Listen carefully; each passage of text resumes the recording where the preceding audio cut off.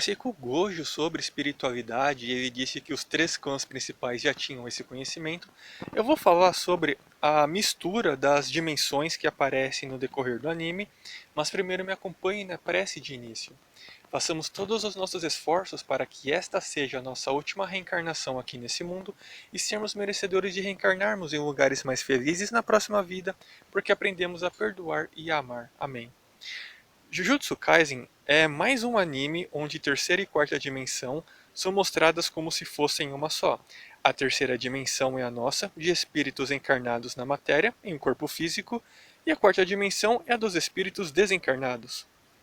O problema é que, assim como no Bleach e no Chainsaw Man, por exemplo, o anime mostra que essas duas dimensões elas são uma só, pela forma como elas interagem entre si.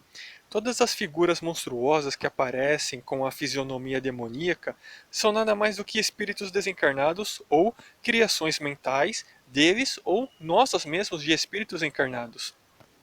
Após o desencarne, existem espíritos que decaem tanto na escala da evolução por conta da frequência que eles passam a vibrar, que perdem a silhueta deles, até virarem as formas grotescas que mostram no anime, que na verdade eram homens. Ou são meras criações mentais, como eu disse agora há pouco, porque o nosso pensamento ele plastifica formas na quarta dimensão. E essa ideoplastia é o que atrai espíritos que estão vibrando nesta mesma frequência. E diga-se de passagem, o que causa isso depois do desencarne? Frequências extremamente baixas, como por exemplo, culpa, orgulho, egoísmo, inveja, ah, fofoca, maledicência e por aí vai. No Jujutsu Kaisen, há feiticeiros que possuem o poder de controlar livremente as invocações, sem mais nem menos. Não explicam, não se explica se eles são médiums ou paranormais, muito menos em qual dimensão em que o anime se passa, porque esse controle de formas de pensamento em que espíritos animalizados praticamente sem consciência ocorre no astral inferior, ou seja, no umbral.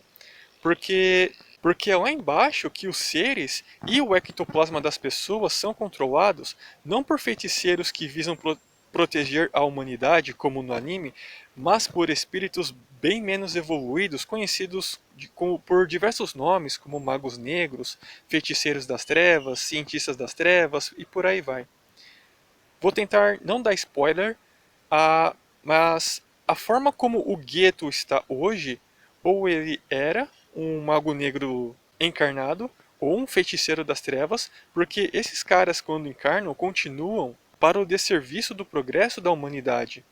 Enquanto não resolver evoluir e trabalhar para Deus, assim como aconteceu no arco do incidente de Shibuya, ou está acontecendo porque está em andamento o anime, o Sukuna, ou ele é um feiticeiro das trevas, ou ele é um espírito trevoso de alta patente, por conta da força e do conhecimento que ele tem.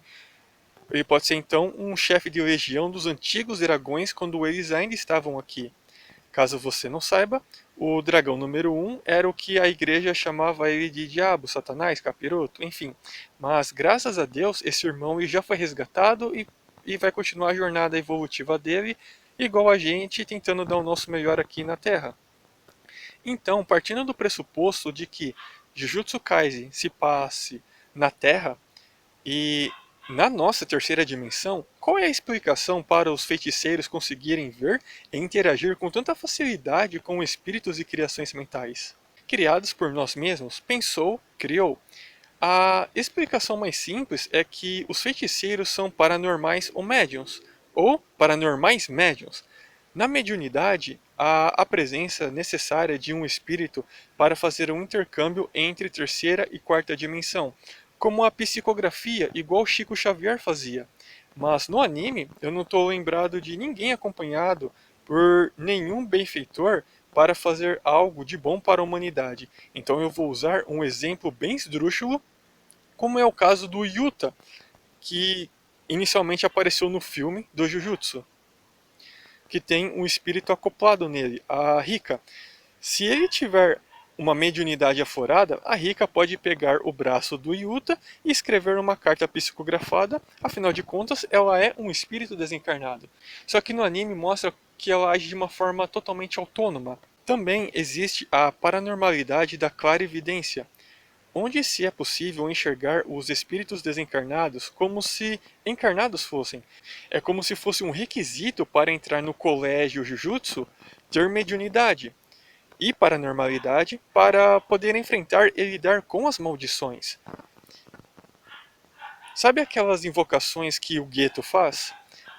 Aquilo dali está cheio na rua e no astral inferior do umbral. Por fim, ao se questionar a forma como terceira e quarta dimensão se relacionam, a parte dos espíritos poderem machucar as pessoas livremente ou destruir prédios e estação de trem, isso já é uma parte fantasiosa e exagerada do anime. Mas vamos supor que em alguma determinada casa abandonada há uma parede quase caindo. Algum espírito zombeteiro pode ir lá e causar a queda dessa parede? Sim, e no vídeo do começo depois do fim, eu expliquei a manipulação energética que os espíritos fazem para mover objetos físicos da terceira dimensão, mas não causar catástrofes, como no incidente de Shibuya, porque existe regra no plano espiritual e o mal tem livre-arbítrio até certo ponto, beleza? Me acompanhe na prece de encerramento. Cada uma dessas pessoas são nossos queridos e amados irmãos, e aos irmãos nós damos apenas o amor. Muito obrigado por terem ouvido até aqui, fiquem todos com Deus.